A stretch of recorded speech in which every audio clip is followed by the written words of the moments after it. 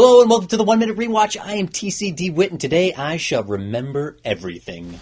Mila Jovovich is back with her annual Slaying of the Undead in Resident Evil, the final chapter. The sixth and possibly final installment, we'll see, in the Resident Evil franchise. I figure why not go back to 2002 and look at the first entry into the series, Resident Evil.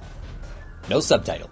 Released by Constantine Films and Screen Gems, written and directed by Paul W.S. Anderson, and starring Mila Jovovich as Alice and Michelle Rodriguez as, shocking though it may seem, tough chick Reno Campa. Resident Evil as a series, first as games and then as films, is about multiple characters and their roles in the reoccurring outbreaks of zombies and monsters, initially due to the release of the T-Virus and the Umbrella Corporation.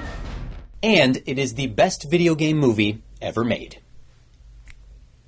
Now that half of you just did a spit take, hear me out. Video games have one of the worst catalogs in any genre of film. Starting with Mario Brothers and catching up to Assassin's Creed, there isn't one movie on this list that has a Rotten Tomatoes score higher than 44%. This is the entire history of video game adaptations into film, in case you were about to prepare a defense for the comment section.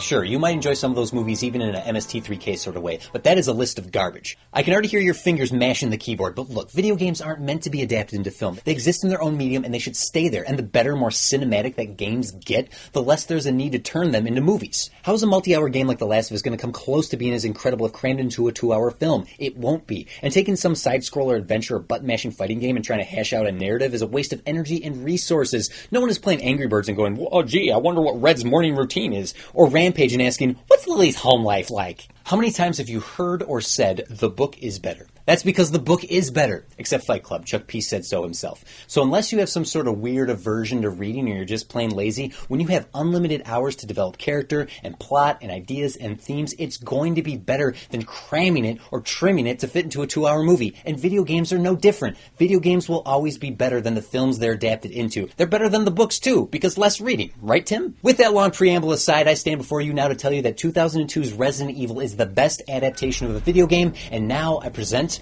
my defense. Resident Evil takes inspiration from the first two games to craft an action horror film where Alice awakens without any memory and a band of Umbrella Corporation commandos attempt to contain an outbreak of the T-Virus at a secret underground facility going up against zombies, booby traps, and the evil little British Red Queen. But these aren't the characters from the games! Unimportant. The themes, atmosphere, and style of the games are all here, thus preserving the source material and making a companion piece for the games. The cast is taking the film seriously while embracing the tongue-in-cheek horror camp that even the games homage. The cinematography is brooding and frightening. The action is well-paced and exciting. The score by Marilyn Manson is still one of the best horror soundtracks.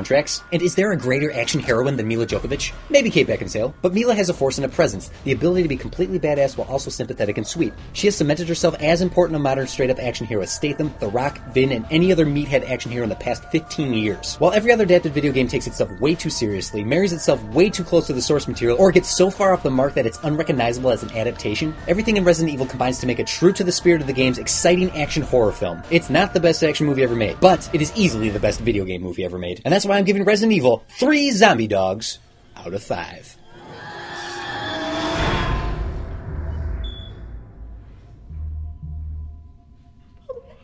Put her out of the way! Put it back inside! Crap!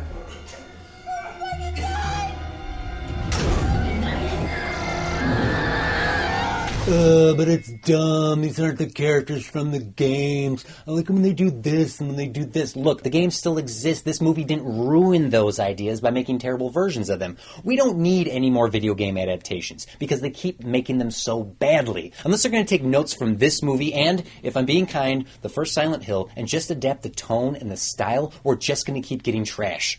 Of course, I am curious to hear what you have to say. What are your thoughts about Resident Evil? This one, not any of the sequels. In fact, what are some video games you think might actually make some good adaptations? Put it in the comments below. And if you like what you saw, hit like, hit subscribe. Check out all the cool content we have here at the Bit Life Show, including Bit by Block, where Jeff is currently doing a build of the Cheers bar. And if you want to hear me talk at length about movies, I have a weekly podcast called The Rewatchmen, which is available on iTunes. With that said, that is all for the 1 Minute Rewatch this time. Thank you, as always, for watching. My name's TC DeWitt, and even you could adapt a video game into a movie better than Uwe Boll.